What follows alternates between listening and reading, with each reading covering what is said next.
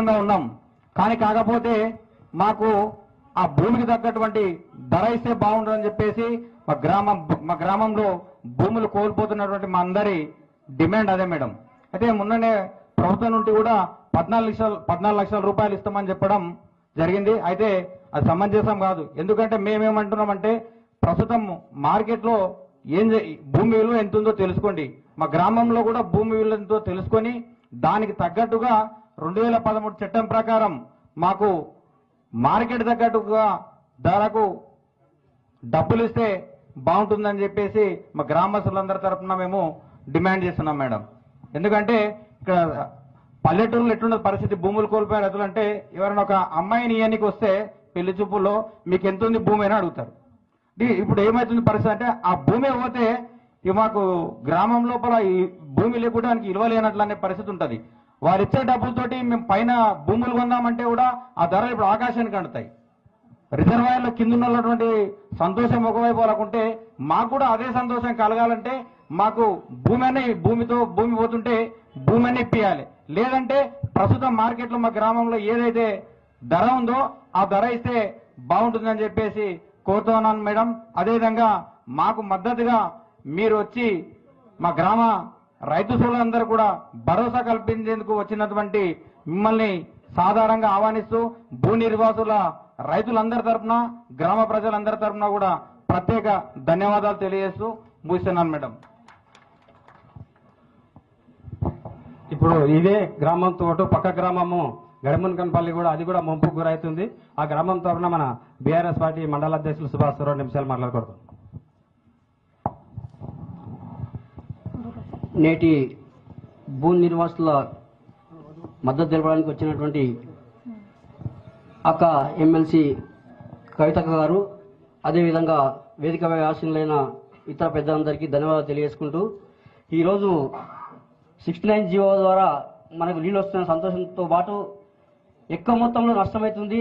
అదేవిధంగా దామరగిద్ద మండలానికి ఈ ప్రాజెక్టు వల్ల, మన కాన్కుర్తి ప్రాజెక్టు వల్ల చింతాకంత లాభము లేదు. ఎందుకంటే ఇక్కడ లిఫ్ట్ చేసి మన గౌరవ ముఖ్యమంత్రి గారు ఆయన ఫ్యాక్టరీలకు తీసుకుపోవడానికే తప్ప మనకు మండలంలో ఒక ఊరి గుణంగా ఈ ప్రాజెక్టు వల్ల లాభం లేదు. అంటే ఇక్కడ ఉండి మనం ఏం లాభం చేస్తున్నాం, మనం నష్టపోతూ ఆయన సొంత నియోజకవర్గానికి లబ్ధి చేకూర్చడానికి తప్ప ఈ ప్రాజెక్టు ఎలాంటి ఉపయోగం లేదు. అదే బీఆర్ఎస్ ప్రభుత్వం హయాంలో పాలమూరు రంగారెడ్డి ద్వారా నీళ్లు తీసుకొచ్చిందే కాన్కుర్తి పైన ప్రభుత్వ భూమిలో మేము అక్కడ సర్వే చేయించడం జరిగింది ఎలక్షన్ కన్నా బిఫోర్గా. అక్కడ చేస్తే రైతులతో పాటు అక్కడ ప్రభుత్వ భూమి ఉంది, కొంతమంది నష్టపోయినా ఏమి ఇబ్బంది కాకుండా దాని ద్వారా గ్రావిటీ ద్వారా మండలం మొత్తం కూడా నీళ్ళు వచ్చి మొత్తం కూడా పారుతుండే. కానీ ఇప్పుడు ఈ కాన్కుర్తి లిఫ్ట్ ఇరిగేషన్ వల్ల కాన్కుర్తి, గరిమున్కన్పల్లి, మల్రెడ్డిపల్లితో పాటు ఇన్ని గ్రామాల రైతులు ప్లస్ అదే విధంగా ఊర్లు కూడా నష్టపోతున్నాయి. ఉదాహరణకు గరిమున్కన్పల్లి పక్కనే వాళ్ళు ఏమో అడ్డుకట్ట వేస్తామంటారు. ఎంత అడ్డుకట్ట వేసినా కూడా కింద ఊట వచ్చి మా ఊరు మొత్తం కూడా కంప్లీట్ గా మునిగిపోవడానికి ఆస్కారం ఉంది, మాది మడపల్లి. అదే విధంగా కాన్కుర్తి గుణంగా బ్యాక్ వాటర్ వచ్చి ఈ వాగుల పోటీ మొత్తం కూడా ఉండి పాములు, తేళ్లు ఇండ్లలోకి వచ్చే ఆస్కారం ఉంది. కాబట్టి ఇలాంటి ఈ ముంపు ప్రాంతం కావాలని క్రియేట్ చేసినట్లా మన ప్రభుత్వం ఆలోచిస్తుంది. అదే విధంగా గౌరవ ముఖ్యమంత్రి గారు నారాయణపేటకు వచ్చి ఇది నా ప్రాంతము, నా ఏరియా, నేను 20 లక్షల రూపాయలు ఇస్తానని చెప్పి ఒక మాట ప్రజల బహిరంగంగా చెప్పిండు. ఒక ముఖ్యమంత్రి మాట్లాడితే ఎట్లా ఉంటుందంటే అదే జీవో కావాలి. 20 లక్షలు ఇస్తానన్నప్పుడు నీవు 14 లక్షలు ఏ విధంగా ఇస్తున్నావు? ఒక్కసారి ఆలోచన చేసి మనంతా మనమే ఒక ఇది చేసుకున్నాం. కాబట్టి ఈ రోజు మనం ఇంత నష్టపోయిన అవసరం వస్తుంది. కాబట్టి ఎట్టి పరిస్థితుల్లో కూడా ఎవరు కూడా రైతులు ఒక్కరు కూడా సంతకాలు పెట్టకుండా ఉంటే తప్పకుండా బీఆర్ఎస్ ప్రభుత్వం తరఫున మేము ఈ ప్రభుత్వాన్ని విడదొచ్చడానికి సిద్ధంగా ఉన్నాం. కొంతమంది ఇక్కడున్న కాంగ్రెస్ లీడర్లు పెద్ద మనుషులే వాళ్ళు దొంగచాటుగా వచ్చి రైతులకు మాయమాటలు చెప్పి కొంతమందిని సంతకాలు పెట్టిస్తారు. అట్లా సంతకాలు పెట్టడం వల్ల ఏమైతుందంటే మనం అంతా నష్టపోతాము. కాబట్టి రైతులు కొద్దిగా ఆలోచన చేసి ఎవరు కూడా సంతకాలు పెట్టకండి. అవసరం వస్తే కోర్టు పోదాం, కోర్టు ద్వారా తీసుకుందాం. మనకు కావాల్సిన పరిహారం 40 లక్షల రూపాయలు ఇస్తేనే మేము మా భూములు ఇస్తామని చెప్పి చెప్తాం. కాబట్టి మీరంతా కూడా జాగ్రత్తగా ఉండండి, ఎవరి మాయమాటలకు లొంగకండి. వాళ్ళు లొంగితే ఏమైందంటే 40% మనం పెట్టినట్లు ఉంటే తర్వాత 60% ఆటోమేటిక్గా కోర్టు డిపాజిట్ చేస్తారు. కాబట్టి డిపాజిట్ చేస్తే మనకు ప్రాజెక్ట్ కూడా నడుస్తుంది. కాబట్టి రైతులు దయచేసి ఒక్క విన్నపం వినండి. మీ తరఫున కొట్టడానికి మేము రెడీగా ఉన్నాం. తర్వాత కూడా మేము ప్లాన్ చేసుకుంటాం. వెంకటరెడ్డి పెద్ద మనుషులతో ప్లాన్ చేసి ఎంబడే మేము కూడా నిరాదీక్షలు స్టార్ట్ చేస్తాం. కాబట్టి మీరంతా కూడా ఎట్టి సంతకాలు మాత్రం పెట్టకండి.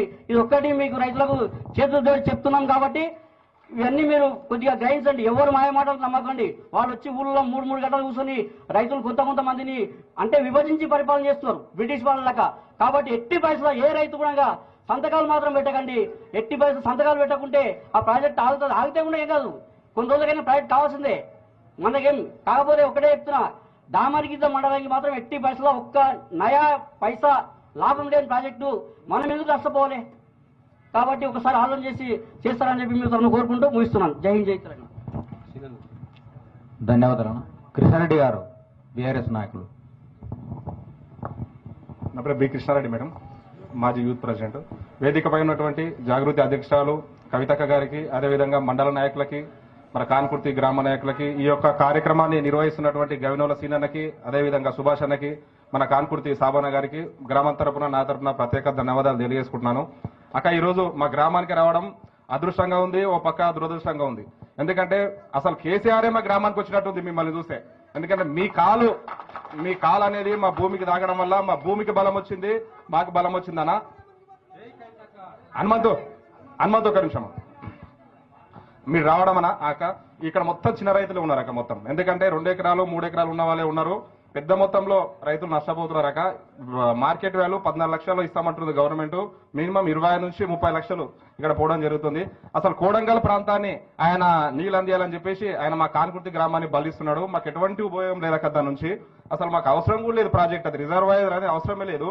ఆయన కావాలనుకుంటే మనం టీఆర్ఎస్ గవర్నమెంట్ ఉన్నప్పుడు బందేర్ ల్యాండ్ ఉంది అక్కడ ట్యాంక్ రాక్ ఏర్పాటు చేసి దాన్ని లిఫ్ట్ చేయాలని చెప్పినాము. ఆ ల్యాండ్ తీసేసి మొత్తం ఊరినే కంప్లీట్ గా ఆయన పచ్చదారిని మొత్తం తీసుకున్నాడక. దయచేసి మీరు దాన్ని దృష్టిలో పెట్టుకొని మా గ్రామ రైతులని ఆదుకుంటారని కోరుకుంటానక. జై తెలంగాణ.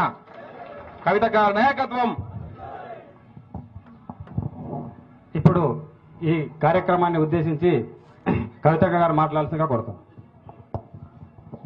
జై తెలంగాణ, జై తెలంగాణ. ఈ పాలమూరులో జై తెలంగాణ అంటే